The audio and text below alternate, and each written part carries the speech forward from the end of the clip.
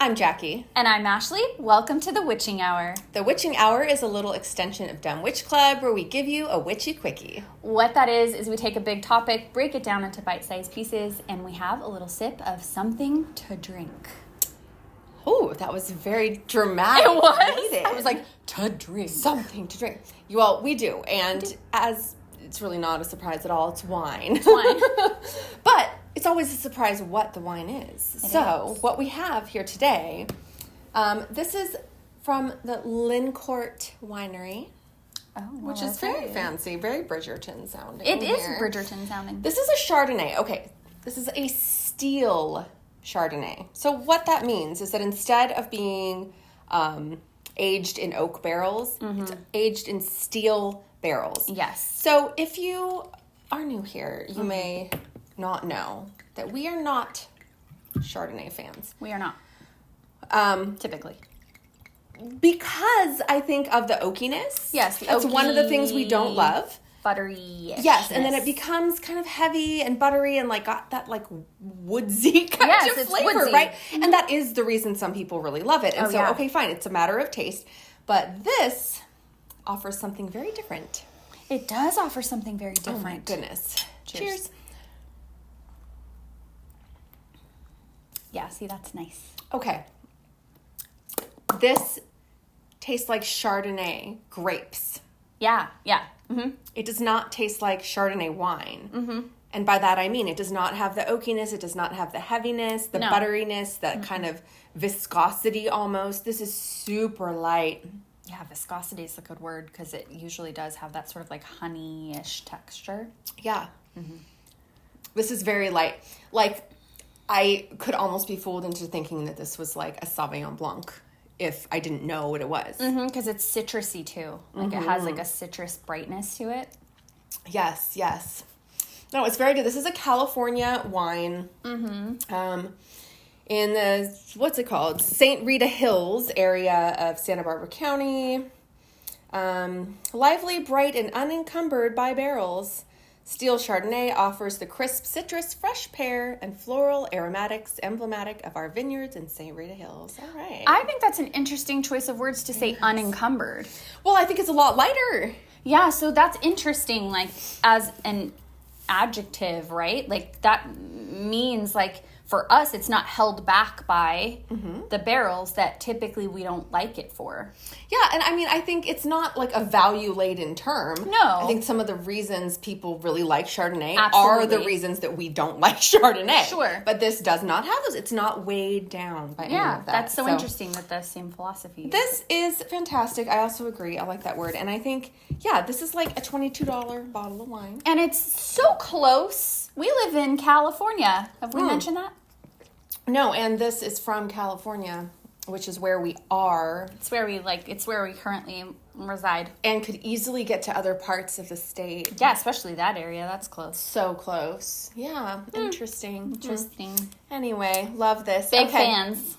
Moving on. Our Witching Hour topic today is Saturn Retrograde Survival Guide. Yeah. So why do we need this? Well, I don't know. I think we...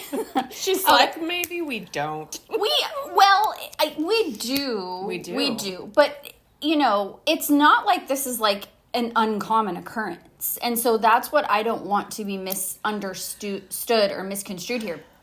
Because if people don't quite know, they might think like, oh, well, we really need this because this is some like unusual thing. And so we're going to... No, Saturn does this. Like, he definitely does this like...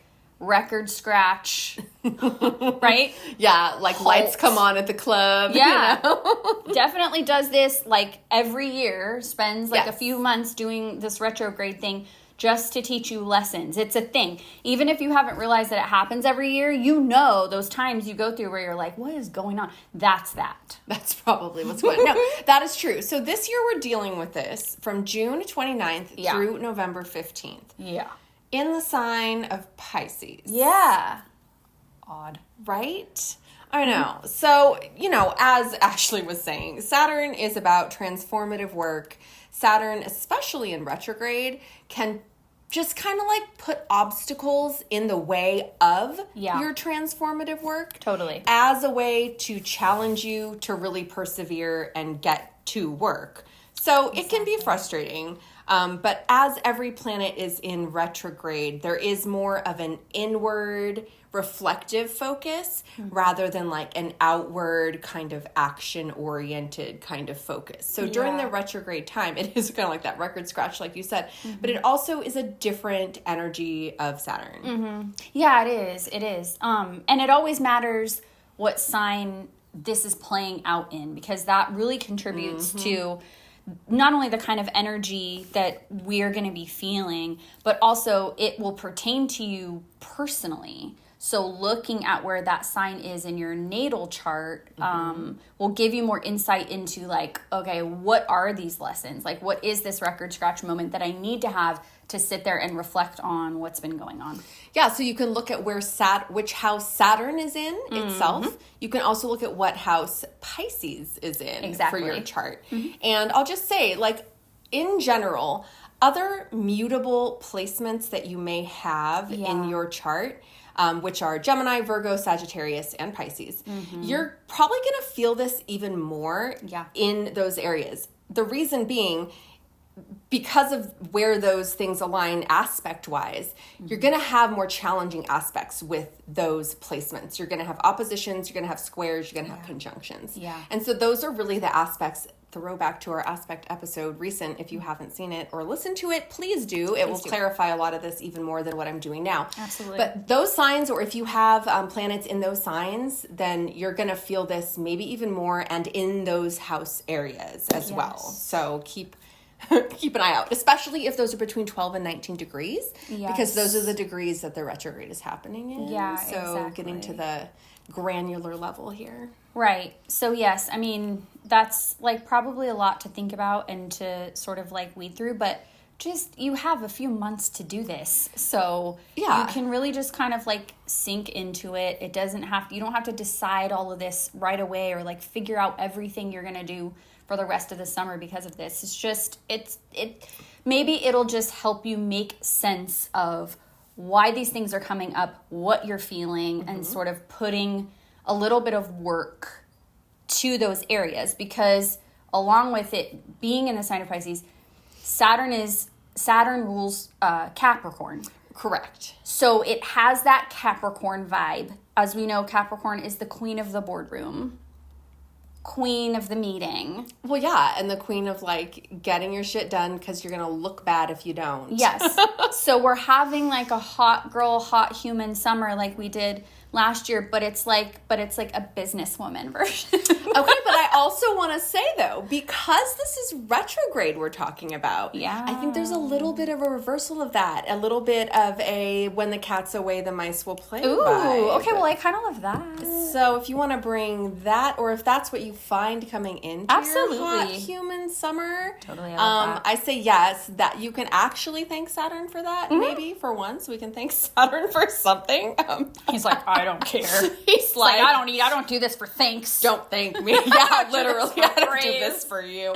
Yeah, seriously. No, but I think that is a really good point, remembering like Saturn rules Capricorn and this is happening in Pisces. I mean, and these are kind of tough energies to combine with each other. They are. But they're also sextile energies. They are sextile energy. That's good. So maybe leaning into that. Like, yeah, I like that.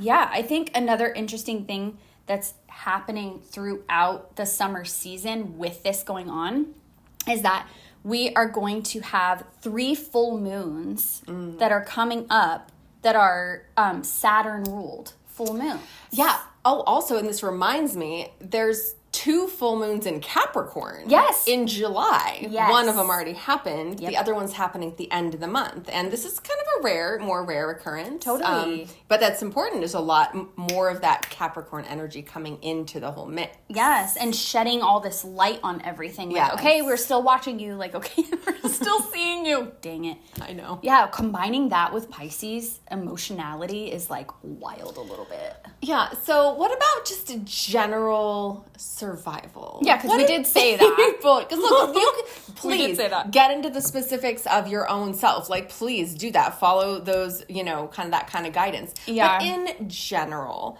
I think because of the Pisces influence, it's a meditative, reflective, deep, and spiritual.